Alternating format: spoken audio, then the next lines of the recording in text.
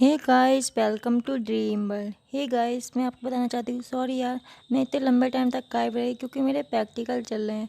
आपको तो पता ही मेरे एग्ज़ाम हुए थे। अब मेरे 2 प्रैक्टिकल तो हो गए हैं, 3 प्रैक्टिकल और रहेंगे, तो आपको मैं बीच बीच में डिस्टर्ब कर सकती हूँ।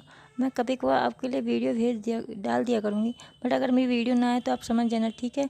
ओके, अब स्टार्ट करते हैं। विंग एक अल्फा है और वांग जी ओमेगा, और ये एक वन शॉट स्टोरी। तो अब स्टार्ट करते हैं स्टोरी पे। वांग जी के पेरेंट्स की डेथ पहले ही हो गई। वो अपने अंकल आंटी के साथ रहता है, चिरैन और लैन ई। और हाँ, इसमें श्रीचैन का कोई मेन रोल नहीं है, तो फिर हम इसमें चिरैन को गायब भी रखते हैं। ओके, और अब हम स्टोरी पे आते हैं। विंग वहाँ पे एक बिजनेसमैन है जो कि बहुत ही ज़्यादा हैंडसम है, बट विंग की एक कमज़ोरी है, वो है वांग जी। क्योंकि वांग जी और विंग एक दूसरे को पहले से जानते हैं, बट वांग जी को विंग पसंद करता है और विंग को वांग जी। बट उन दोनों को ऐसा लगता है कि वो उसे अपना भाई समझता है, और वांग जी को ये लगता है कि वो मुझे अपना भाई समझता है। इसलिए इन लोगों के बीच में ये कन्फ्यूजन रहती है। इस स्टोरी में विंग एक म्यूट है, और इसी वजह से विंग को ऐसा लगता है कि वांग जी उसे क्यों पसंद करेगा। तो हम स्टोरी पे आ ही जाते हैं आखिरकार। विंग ने अपने बिजनेस की ग्रोथ में एक पार्टी रखी है, बट विंग का पूरा ध्यान वांग जी पर होता है, और वांग जी के ऊपर बाकी ओमेगा अल्फा का ध्यान होता है। बट विंग इस बात से बेखबर अपना पूरा फोकस वांग जी पे रखता है। बट वांग जी विंग को बार बार दुखी कर रहा होता है। यह बात वांग जी के पेरेंट्स मतलब वांग जी की फैमिली तो देख रही होती और वे समझ भी रही होती, बट विंग तो इतना ज़्यादा पागल था वांग जी के पीछे कि वांग जी की हर बात मान रहा था।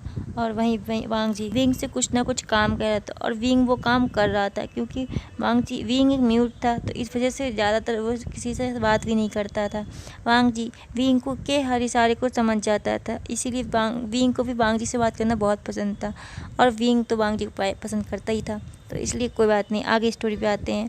वांग जी एक शरारती बच्चा है और विंग बहुत शांत। विंग वांग जी को इतना ज़्यादा पसंद करता था, बट विंग को नहीं पता था वांग जी विंग से ज़्यादा विंग को प्यार करता है। इसी वजह से वांग जी इसमें इतना ज़्यादा हद पार कर देता है। अपनी 18 बर्थडे पर जो उसकी हीट आने वाली थी, वांग जी वह विंग के साथ बचाना चाहता था, इसलिए वांग जी एक प्लान करता है। वो उस पार्टी में वांग जी अपनी हीट की वजह से वैसे भी तब रहा था, बट ये बात वांग जी को पता थी पर विंग को नहीं, क्योंकि वांग जी ने अपना कॉलर तो पहन ही रखा था और अभी उसकी इतनी महक भी नहीं आ रही थी, मतलब स्मेल जो। और फिर वांग जी विंग से कहता है, विंग मुझे थोड़ा अजीब लग रहा है, तो मैं क्या तुम्हारे रूम में जाऊँ और वहाँ जाकर रेस्ट करूँ, जिस पर वांग जी को विंग हाँ कर देता है। और इस बात से वांग जी की फैमिली को भी कोई दिक्कत नहीं थी। वांग जी अपनी प्लानिंग के तहत विंग के रूम में विंग का इंतजार कर रहा होता है, बट वांग जी ने अपने बॉडी पे सिर्फ बाथरोब पहन रखा था, और वांग जी जानता था विंग उसे देख के अपने आप को रोक नहीं पाएगा, क्योंकि वो एक अल्फा है। इसलिए विंग के आने पर जब पार्टी खत्म हो जाती है तो विंग जब उसके रूम में आता है तो वो वांग जी को इस हालत में देखता है और उसे वो बेड में देखता है, बट वांग जी की स्मेल इतनी ज़्यादा होती है कि विंग समझ जाता है कि उसकी हीट आ गई है, तो विंग जाने की सोचता है। बट विंग को पहले ही वांग जी पकड़ के उसके साथ हग और किस कर रहा होता है। वांग जी अपने आप को तो रोक नहीं रहा होता है, बल्कि और अपनी हदें पार कर होता है। बट कि वांग जी को अपना होश तो होता है, बट वह जानता था कि ये उसके पास आखिरी मौका है विंग को अपना बनाने का। इसलिए वांग जी अपनी सारी हदें पार करता है और विंग को किस करने लगता है। कुछ ही देर में विंग भी अपने आप को खोने लगता है, क्योंकि वांग जी की हीट की स्मेल मतलब कि वो स्मेल आ रही थी, और विंग अपने आप को खोता जा रहा था।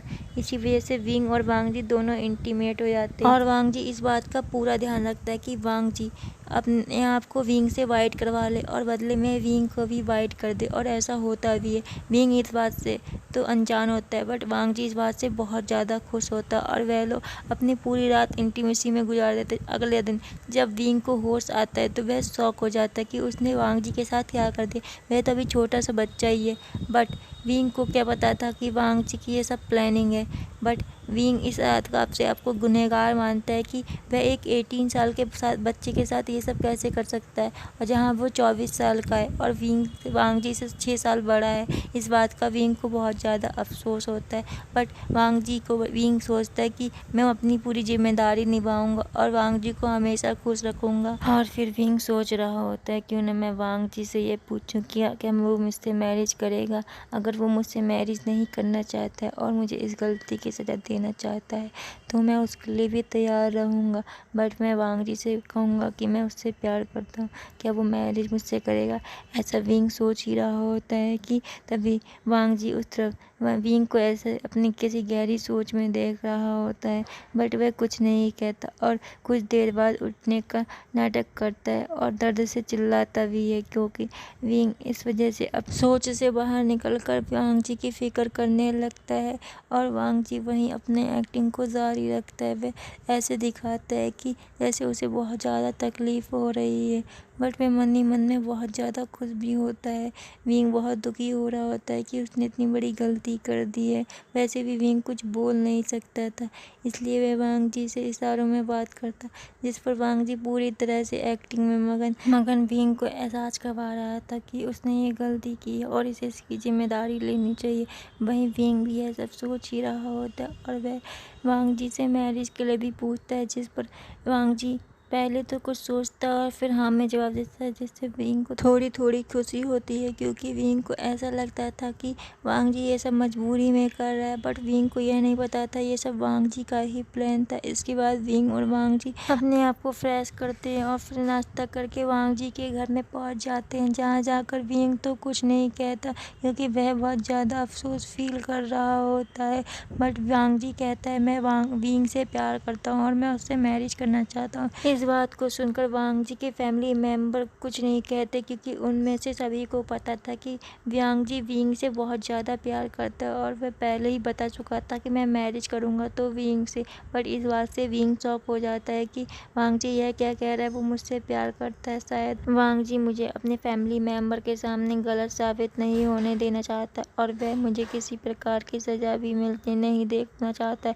इसलिए विंग को ऐसा लग रहा था कि वांग जी उसे अपने फैमिली मेंबर से बचा रहा है। बट विंग और वांग जी की फैमिली मेंबर मतलब वांग जी के फैमिली मेंबर वांग जी और विंग की मैरिज को तय कर देते हैं और फिर विंग और वांग जी अपनी मैरिज की तैयारी में लग जाते हैं। वहीं वांग जी अपनी मैरिज की तैयारी खुशी खुशी कर रहा होता है और वहीं विंग वह थोड़ा दुखी भी होता है और थोड़ा खुश भी कि वांग जी से उसकी मैरिज हो रही है। बट वांग जी उससे प्यार नहीं करता। विंग को ऐसा लग रहा होता है और वो मुझसे प्यार क्यों करेगा, मैं तो एक गूंगा हूँ ना। विंग ऐसा सब कुछ सोच ही रहा होता है। बट विंग को ऐसा भी लग रहा होता है कि उसने वांग जी के साथ गलत किया है, उसे वांग जी की जिम्मेदारी लेनी होगी। और फिर विंग और वांग जी की मैरिज हो जाती है। मैरिज होने के 3 महीने बाद विंग और वांग जी को पता चलता है कि वांग जी प्रेग्नेंट है। इस वजह से विंग और भी ज़्यादा खुश होता है और वांग जी को भी बहुत खुशी होती है कि वह विंग के बच्चे को जन्म देगा। बट विंग को वांग जी से बहुत ज़्यादा प्यार करता था और विंग को ऐसा लगता था कि वांग जी अब बच्चे की वजह से शायद उससे और भी ज़्यादा प्यार करेगा या फिर वांग जी उसे एक्सेप्ट तो कर ही लेगा। बट विंग को क्या पता था वांग जी की यह सब चाल थी कि विंग उसके साथ रहे, इसलिए उसने उस नाइट को ये सब किया था। बट विंग इस बात से भी खुश था कि वांग जी उसके साथ तो है, पर वांग जी ने कभी ऐसा जाहिर नहीं किया कि विंग को वह पसंद करता है, क्योंकि वांग जी जानता था अगर मैंने सच्चाई बता दी तो शायद विंग मुझसे नाराज हो जाएगा और मुझे छोड़ देगा। अब वांग जी को इस बात का गिल्ट भी होने लगा था कि वांग जी ने विंग के साथ ऐसा क्यों किया, क्योंकि विंग तो इतना अच्छा लड़का है और विंग वांग जी से बहुत ज़्यादा प्यार भी करता है। यह बात वांग जी समझ भी गया था। बट वांग जी को इस बात का गिल्ट था कि वांग जी ने ऐसा क्यों किया। बट वांग जी इस गिल्ट को अपने मन में ही रखता है, क्योंकि वह वांग जी विंग के सामने अपने आप को गलत साबित नहीं करना चाहता था। वह विंग के सामने अपने आप को हमेशा अच्छा और सच्चा साबित करना चाहता था, इसलिए वांग जी कुछ नहीं कहता। बट वांग जी ने यह बात विंग को कभी नहीं बताई। ऐसे ही दिन बीतते गए और वांग जी की प्रेगनेंसी की डेट आ गई, मतलब कि लेबर पेन की डेट आ गई और वांग जी ने एक बेबी बॉय को जन्म दिया जो कि एक ओमेगा था और उसका नाम I1 रखा गया, जो कि विंग ने रखा था। बट विंग वांग जी को बहुत ज़्यादा प्यार करता था, अपने बच्चे से भी ज़्यादा। वांग जी हमेशा विंग की इस परवाह को देखता था और फिर वांग जी एक प्लान बनाता और विंग को प्रपोज करता और उसे अपने प्यार का इजहार करता, जिस वजह से विंग इतना ज़्यादा खुश हो जाता है कि कुछ कहने की नहीं। विंग की खुशी का कोई ठिकाना ही नहीं रहता। इसी तरह से अब 20 साल बाद एक लड़का बैड में बैठा एक डायरी पढ़ पढ़ रहा होता है जिसका टाइटल था योर मॉम। अब वह लड़का उस डायरी के लास्ट पेज में आता है जिसमें लिखा था, बेटा ये हमारी मॉम एंड डैड की लव स्टोरी है जिसके बारे में तुम जानना चाहते थे, मैंने आज तुम्हें बता दिया है और मैं चाहती हूँ कि तुम मेरी तरह गलती मत करना, ठीक, और हमेशा सच के साथ चलना। अब उस कमरे की तरफ एक आदमी आता है और कहता है, आइवैन तुम्हारी मॉम तुम्हें बुला रही हैं, जल्दी जाओ, उन्हें अपनी वजह से परेशान मत करो। इस बात को सुनकर वह लड़का अपनी डायरी को एक कुशन के नीचे रख देता है और फिर जल्दी से अपनी मॉम के पास चले जाता है। वहीं वो आदमी उस डायरी को देखता है और फिर उससे ऐसे ही छोड़कर चला जाता है। इस स्टोरी का यहीं पे एंड होता है। और हाँ यार, प्लीज़ अगर आपको मेरी स्टोरी पसंद आती है तो लाइक कमेंट शेयर किया करो ना, और सब्सक्राइब भी यार। और हाँ, happy Independence Day. Bye bye guys, फिर मिलते हैं।